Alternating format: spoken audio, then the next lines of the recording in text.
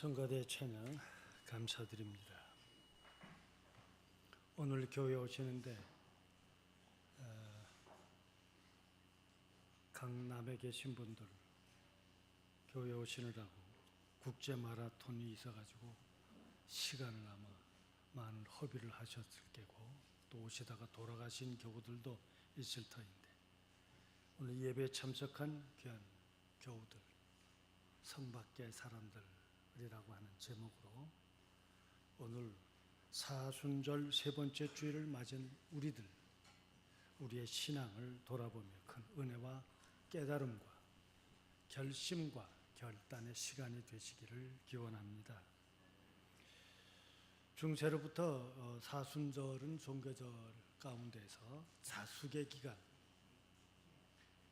또 자기를 돌아보며 자기를 하나님 앞에서의 하나님 사람으로 바로잡기 위해서, 바로 서기 위해서 늘 조심하며 사는데, 심지어 이 사순절 기간에는 말하지 않는 것까지도 모든 대화를 끊고 오로지 성서 속에 주님만을 생각하는 귀한 종들도 있고, 심지어 음식마저도 끊고 이 기간을 지나는 사람들이 있습니다. 예수님의 죽으심, 세상의 눈으로 보면 예수님은 분명히 실패자입니다. 그것도 가장 비참한 죄인의 모습으로 십자가에서 죽었기에 부끄러운 사람입니다. 그런데도 불구하고 예수님을 죄인이라 하지 않고 구주라고 고백하는 건 무엇일까? 도리어 예수님과 가까워지는 것을 부끄러워하고 도리어 그것을 피해야 함에도 불구하고 예수님의 그 삶을 따라 살겠다고 나서며 기독교가 이루어진 그 의미가 무엇일까? 기독교의 역사가 이런데도 불구하고 혹시라도 우리 개인이, 나 한 사람이 지난 한 주간 동안의 삶 속에서도 혹시라도 예수님을 모욕하고 살아오지는 않았나? 신앙인을 자처하며 때로는 신앙에 열심히 있다고 확신한 나머지 예수님의 따르며 예수님이 원하셨고 예수님이 성서를 통해서 가르쳐 주신 그 삶에서부터 멀어진 자로 우리는 예수님을 조롱하는 자의 자리에 있지는 않았을까?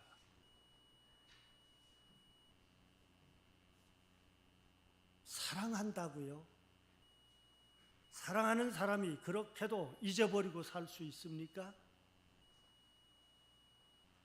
참으로 은혜를 입은 자라고 하면서 나에게 은혜를 베푼 자에게 대해서 내 삶이 바쁘다고 하는 이유들 때문에 내가 살아가야 한다는 그것 하나 때문에 은혜를 베푼, 은혜를 입은 오늘 이 관계를 까맣게 잊어버리고 있지나 않았느냐 하는 것입니다. 심지어 한 걸음만 더 나가면 나 때문에 예수님이 또 죽는 건 아니실까? 나 때문에 기독교가 부끄러움을 당하는 것은 아닐까? 내 아무것도 하지 않음 때문에, 때로는 내가 무엇인가 했다는 것 때문에 우리의 교회가 도리어 불편해지고 있는 것은 아닐까? 우린 그 성서 속에서 아마도 그것을 찾아봐야 할 것입니다. 예수님을 메시아가 되기를 원하고 메시아로 모시기를 원하는 사람들은 예수님의 예루살렘 성을 입성하실 때 지금 우리를 구원해 주실 줄 믿습니다 하고 그들은 예수님을 환영했어요. 그게 바로 호산나예요. 지금 당장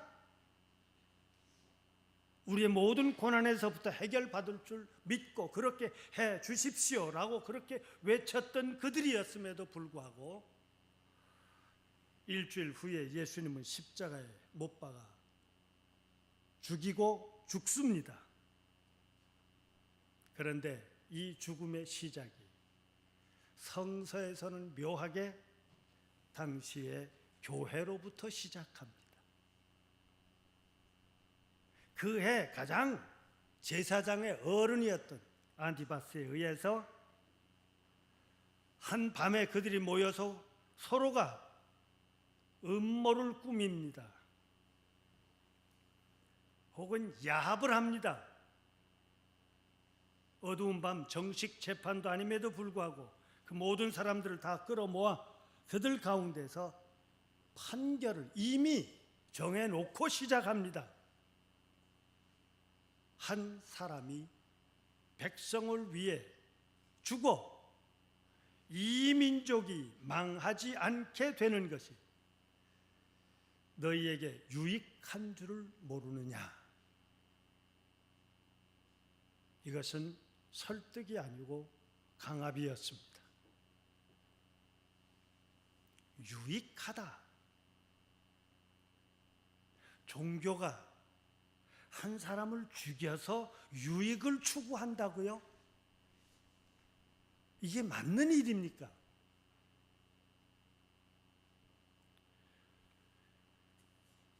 설교를 준비해 놓고 저는 이 설교를 되게 화요일 날 준비하는데 그리고 주중에 책을 읽다 보니까 정확한 역사적인 것은 모르겠습니다.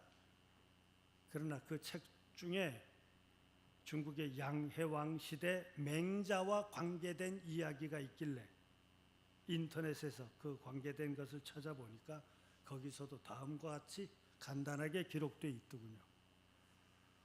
맹자가 양해왕에게로 가게 됩니다. 일대 양해왕이 맹자를 보고 이렇게 말합니다. 내게 오니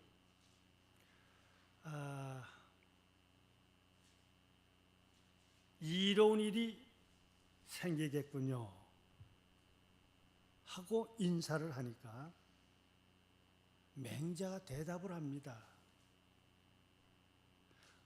왜 저를 만나시고 이롭다고 말씀하십니까?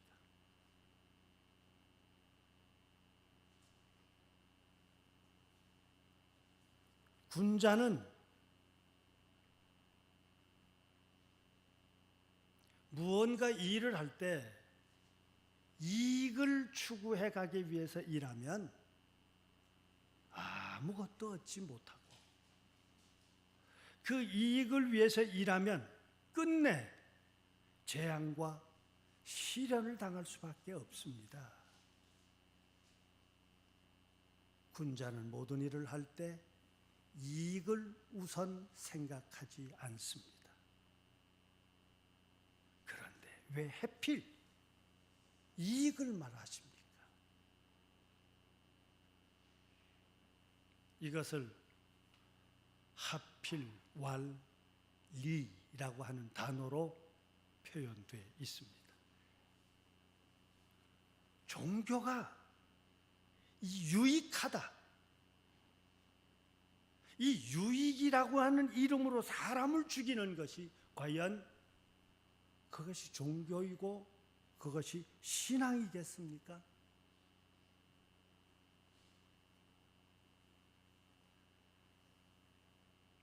아무것도 얻지 못합니다가 아니라 기독교 역사 속에는 예수님의 십자가가 이야기될 때 그는 부끄러운 자일 뿐만 아니라 그의 종교가 인정받지 못하게 되는 것이고 결국 예수님을 죽였다고 하는 그 하나 때문에도 유대 백성들은 우리가 이미 다 잘 알고 있는 것처럼 1940년, 30년 그 역사 속에 엄청난 순환을 겪었던 것도 예수를 죽인 것들이라고 하는 죄목이 있었습니다.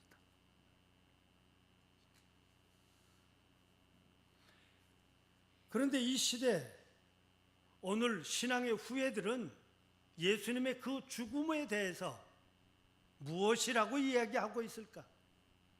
히브리서를 보면 유대인 출신이 유대인을 향하여 기록한 성서라고 되어 있는데, 오늘 본문 속에서 보면 예수님이 성문 밖에서 죽었으니 우리들도 성문 밖으로 가자 그랬어요.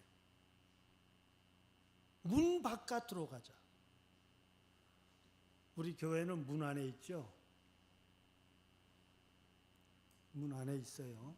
요 동대문으로부터 요 회화문 여기로 이렇게 쭉 가는데 우리는 참 아실아실하게 지금 그 안에 있습니다. 성 안과 성 밖이라고 하는 의미가 뭘까요? 성 밖의 것들입니다. 히브리서에서 보면 그런데도 불구하고 우리도 성 바깥으로 가자 그러고 얘기를 하고 있어요. 히브리서 1장에서는 예수 그리스도는 하나님의 아들이십니다 하고 2장까지 설명해 주고 있고, 3장에서는 유대인을 향해서 모세보다 위대한 새 모세가 예수님이시다. 4장에서는 바로 유대교회에서 대제사장이신 중요한 역할과 직분, 예수님은 곧 대제사장이시다. 그러기에 9장에서 넘어가면 새 언약의 중보자가 대제사장으로서의 역할을 하고 있듯이 오늘 우리 주님은 중보자가 되신다. 12장에 내려가면 믿음의 완성자요 참 하늘을 향한 그 믿음의 온전함을 진정으로 이루신 창시자이다. 그러기에 13장으로 넘어가면 예수 그리스도는 신실한 우리를 향한 지금 구세주임을 믿으십시다. 히브리서의 마지막에는 예수님은 양들의 위대한 목자이십니다 라고 말하고 있어요. 바로 그 히브리서 마지막이 되는 13장에서 하나님의 아들 예수 그리스도는 거룩하신 성 예루살렘이 아니라 그 예루살렘 성 밖에서 죽임을 당했습니다. 성 안에서 예수님을 죽인 거예요. 성 안의 사람들이 예수님을 죽게 만들었습니다. 성 안에 있는 종교, 정치, 사회, 그 사회의 지도자들, 넉넉한 사람들, 그들의 자기 지킴을 위해서, 자기들의 유익을 위해서 예수님은 희생당하고 피살당한 겁니다. 그러기에 이렇게 실패자의 모습으로 죽은 예수님의 죽음을 향해서 오늘 우리들도 성문 바깥으로 나가십시다 라고 한 것의 의미가 뭘까? 어떻게 그 길을 따라간다는 걸까? 신앙인이 된다는 것이, 성 밖에 나간다는 것이 어떤 의미를 가진 걸까? 제일 먼저 우리에게 강조되고 있는 것은 대속이라는 말로 해주고 있습니다. 나의 죄를 사하기 위해서 그 죄에 합당한 값을 지불해 준 것이다. 무슨 죄입니까? 옳음을 옳다고 인정하지 않은 죄입니다.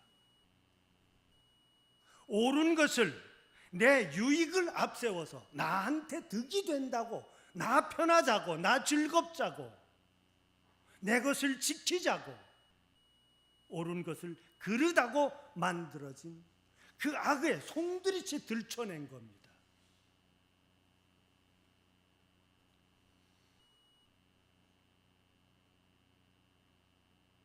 뿐만 아니라 예수님의 죽음 속에서는 우리에게 놀라움이 있어요.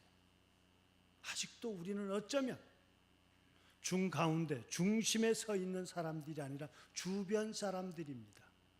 당시에 유대인 출신으로 유대교 출신으로 예수님을 구주로 믿는 사람들은 예루살렘 성에 붙어 있을 수가 없었기에 그들은 멀리 쫓겨나간 사람들입니다. 밀려나가면서 살 수밖에 없었습니다. 이 세상에서 예수님을 구주로 믿고 산다는 그 하나 때문에 그들은 몹시도 고난을 받고 어려움을 겪었습니다. 히브리서 12장에 11장 끝부분 12장으로 돌아가 보면 신앙 때문에 톱으로 잘려 죽습니다. 톱으로. 그리고 그들은 모든 성읍에서부터 쫓겨나고 산속에 토굴 속에 광야로 너희들이 나가 살지 않았느냐 하며 당시에 믿는 자들의 고통을 아주 간단하게 요약해주고 있습니다. 분명히 그들은 성문 밖의 사람들이고 성 밖에 산다는 그 어려움들을 겪으면서도 예수님을 구주로 믿고 살았던 것입니다. 그러게 히브리서는 강조합니다. 예수님은 십자가에 죽으신 예수님의 피, 제물이 되신 그 속죄 제물이 되신 것 때문에 하나님의 백성은 거룩하여집니다. 그 거룩하게 되기 위해서 고난을 당한 것이 아니라 도리어 고난을 받아들였습니다. 그 죽음을 치욕으로 여기지 않고 그 죽음을 짊어졌습니다. 살리자. 영원하신 하나님의 나라로 인정받는 예루살렘이 아닌 새 예루살렘이 분명히 우리에게 있을 것입니다. 이것을 약속한 거예요. 요즘 우리 아이들에게는 전혀 이해되지 않는 말일 수도 있습니다만 이 시간도 이 자리에 앉아 계신 우리의 어머니들, 아내들, 때로는 부인, 여인들이 내 가정 살리자고, 내 식구 바로 살리자고, 나는 먹었다 너희들 먹어라 하며 그 먹거리의 어려움을 겪을 때 쉰 밥을 물에 빨아가며 그것을 들지언정 내 자식들이 그걸 먹고 건강해지며 앞날을 향해서 살아간다면 모진 어려움도 참고 견뎠던 여인들의 삶처럼, 우리 어머니들의 삶처럼 지금도 내 삶이 어쩌면 송두리째 열어놓는 순간 그 모든 것이 해체될 수밖에 없음에도 불구하고 이 가정, 이 삶을 지키기 위해 고난을 그대로 내 감싸 안으며 견디어 나가는 그 모든 희생과 헌신들을, 이게 바로 제물이에요.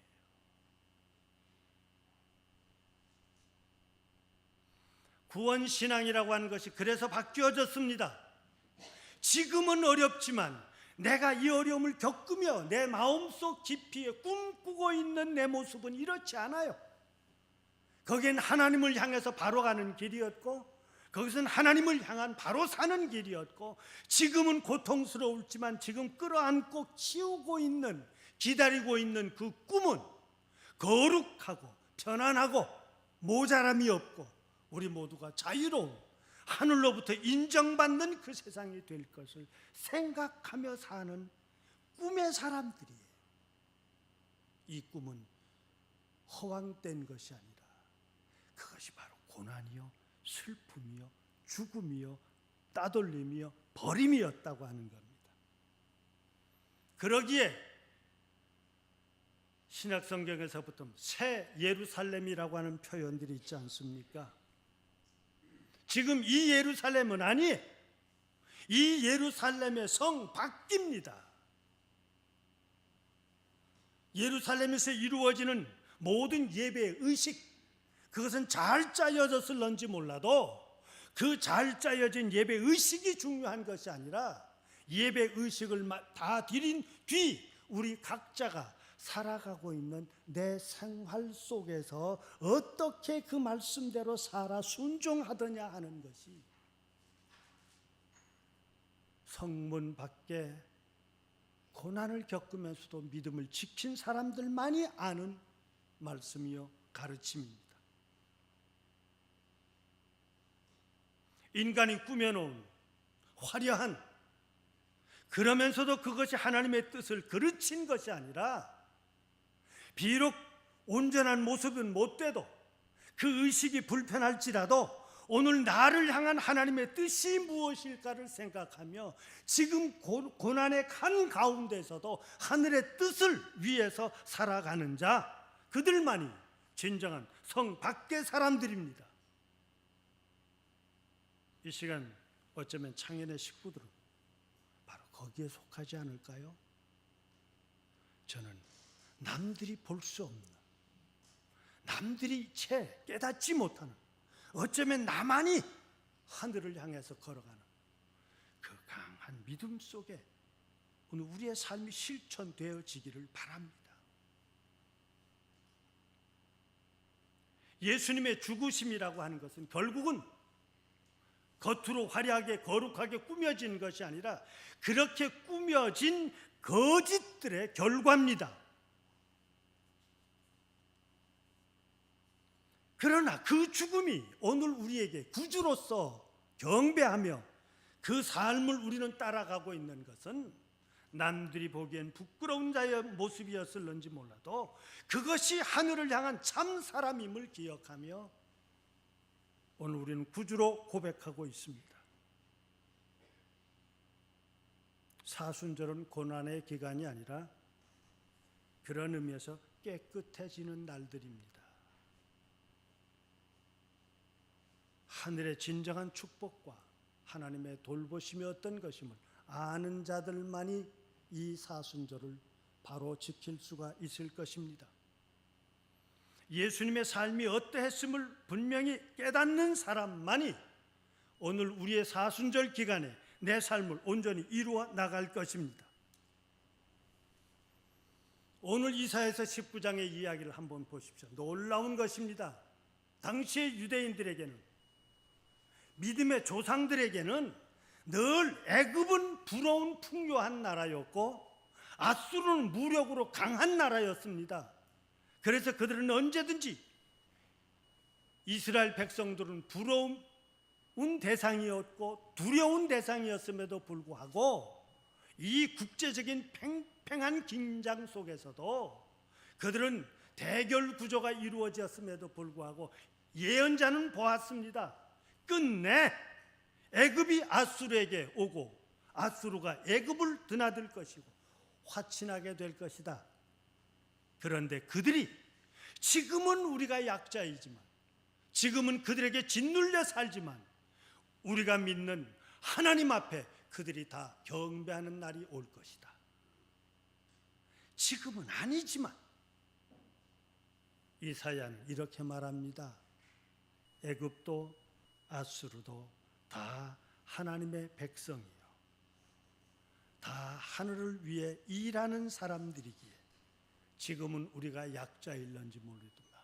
그들이 이 땅에 와, 우리가 살고 있는 이 땅에 와서, 우리가 예배 드리고 있는 이 제단에 와서 하늘을 향하여 예배 드릴 날이 올 것이다. 이 긍지가 이스라엘을 말씀의 제단을 지키게 했던 힘이었어요. 비록 한국의 교회가 약해졌는지 모르지만, 우리의 제단이 약할런지 모르지만, 아니 오늘 우리의 신앙이 세상의 수많은 이유들 때문에 하늘을 향하여 다 하지 못할런지 모르지만, 중요한 것은 내가 어찌 살았건 하나님의 역사는 지금도 이 땅에서 이루어지고 그 일에 순종하는 자를 통해서 대를 이어가며 주 앞에 경배되어진다고 하는 것입니다.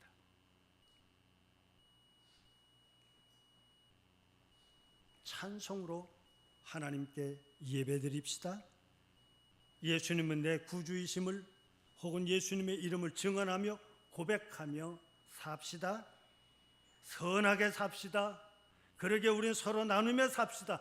이것은 성서가 얘기하고 있는 말로만 단순히 좋은 이야기가 아니라 바로 우리가 내 삶 속에서 실질적으로 이루어 나가야 되겠다고 하는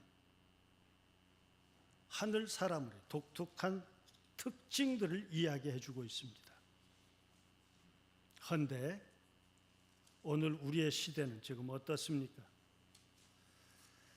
경제적인 위기 앞에 지금 어려움을 겪습니다. 나라가 두 쪽, 세 쪽으로 나누어지며 헌법의 결과에 대해서도 옳고 그름에 대해서 얘기하며 수많은 사람들이 다 지도자로 자처하며 내가 이 나라를 살릴 것이라고 이야기하고 나섭니다. 이곳에 가서는 그들에게 듣기 좋게 얘기하고 이쪽에 가서는 또 다른 이야기, 조금 전에 했던 이야기에 또 반대되는 이야기를 하며 그것이 바로 정치인의 수완이라고 말합니다. 그러면서도 그 모든 것을 향해서 오늘 우리는 도대체 어느 것이 옳은지를 종잡을 수가 없도록 됐습니다. 신앙은 어떻습니까? 신앙의 이름으로 그 양쪽에 참여합니다. 최근에 이루어진 우리의 역사 현실을 보고 어느 심리학자가 5가지로 우리 민족의 특징이라고 하며 얘기를 했더군요. 첫째는 화를 잘 낸다.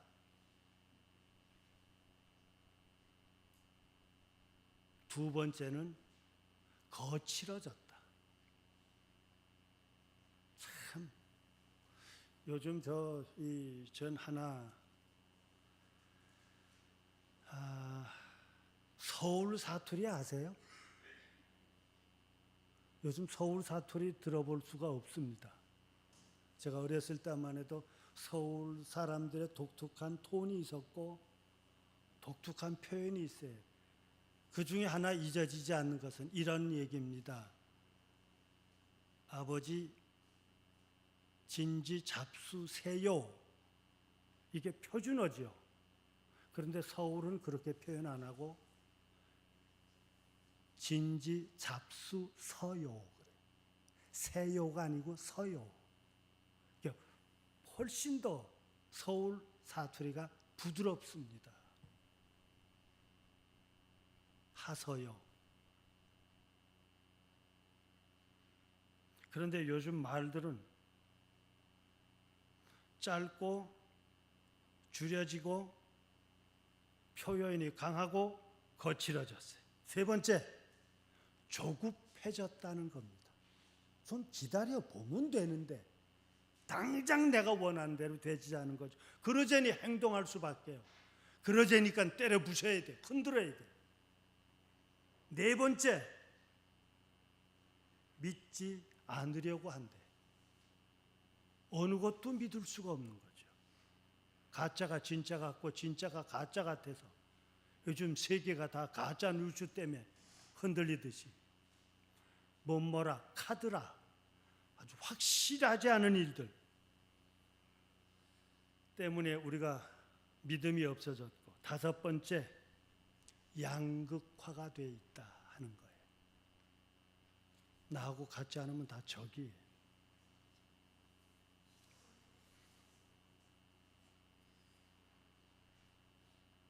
그런데 중요한 것은 우리는 어떻습니까? 우리의 지금 자세는 어떻습니까?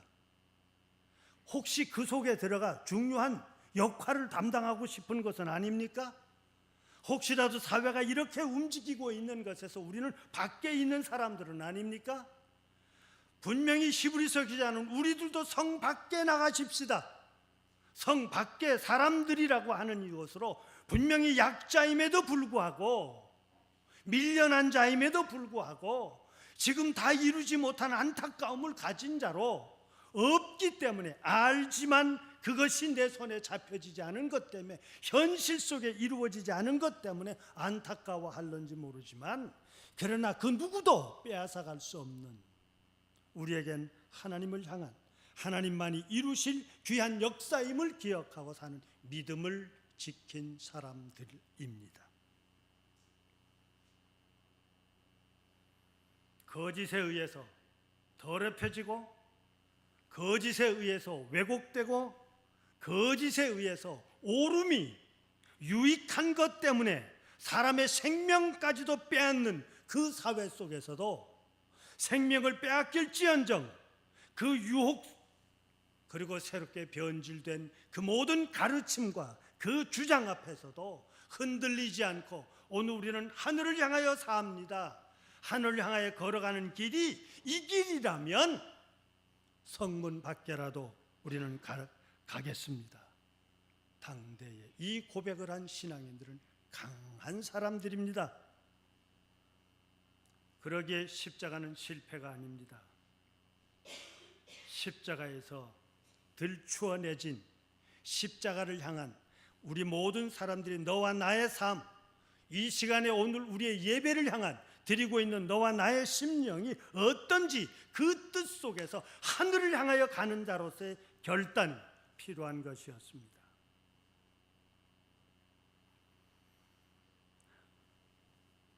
예수님은 버림을 받은 자의 자리에까지 함께 하셨어요. 그래서 예수님은 파격적인 사람이었고 예수님을 예언자요 선지자요 당대의 운동가라고까지 이야기하며 먹고 마시기를 즐기는 사람들이요 죄인들의 친구라고까지 얘기했던 그곳에 예수님은 계셨습니다. 어쩌면 오늘 우리들 버림당한 자의 자리에까지 그런 모습으로서 사셨던 예수님, 오늘 우리의 모습이 흐트러진 자가 아니라 지금 망가지고 왜곡되고 흔들리고 위기에 처한 그 자리에서, 그것이 혹시 가정일 수도 있습니다. 그것이 우리의 사회일 수도 있습니다. 그것이 이 민족일 수도 있습니다. 그것이 우리 교회일 수도 있습니다. 그곳에서 하나님의 말씀을 이루어 가기 위해서 헌신하는 그 한 사람, 성 밖의 사람, 지금 그 사람이 중요하기에 히브리서는 오늘 우리에게 말합니다. 교회 여러분, 한 주간 동안 우리 살아가는 삶이 성 밖일지언정 주님이 계신 그곳에 우리도 함께 갑시다. 기도하시겠어요?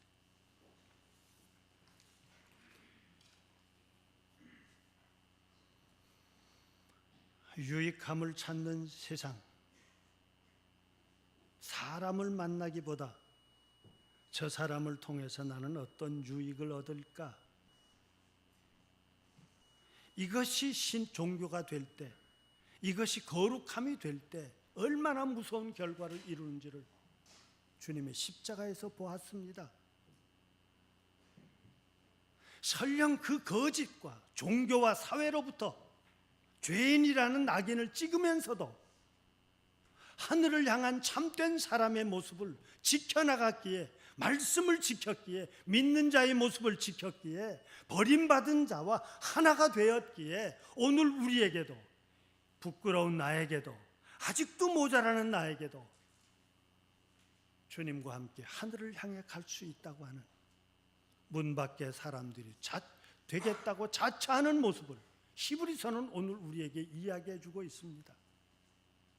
한 주간의 삶, 아픈 그 자리, 버림받은 그 자리, 조롱과 무시받는 그 자리, 눈물과 한숨을, 두려움을 피할 길이 없는 우리의 삶 한중간에서도 주님이 계신 그곳에 함께 걸어가는, 주님이 원하시는 것을 깨닫고 사는, 그리고 하늘을 향한 그 길을 품고 사는 창현의 식구들 되게 하여 주옵소서. 성령이여 함께하여 주옵소서. 그리스도이신 예수님의 이름으로 기도드리옵나이다.